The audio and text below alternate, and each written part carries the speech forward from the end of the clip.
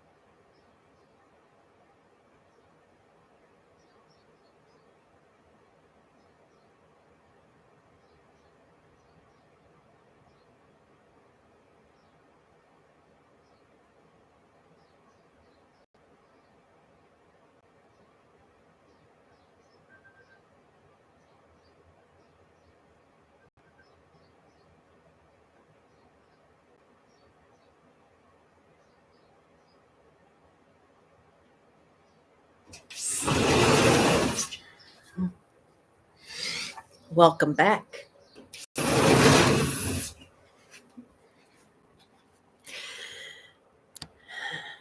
So you may wonder, how can we find the positivity in today's message? Well, time running out actually can be a good thing. I know when I sit outside, my mind often wanders in the meditation for the first 4 minutes and 30 seconds. And then when I realize, oh my gosh, the meditation's almost over, I come into focus. And when we realize our time is running out in almost any aspect of our existence, then it's like it sharpens our focus and encourages us to get done what we need to get done. Just think, if there were no deadlines in life, like no tax filing deadlines, would the tax filing ever get done if we could just do it whenever? Maybe.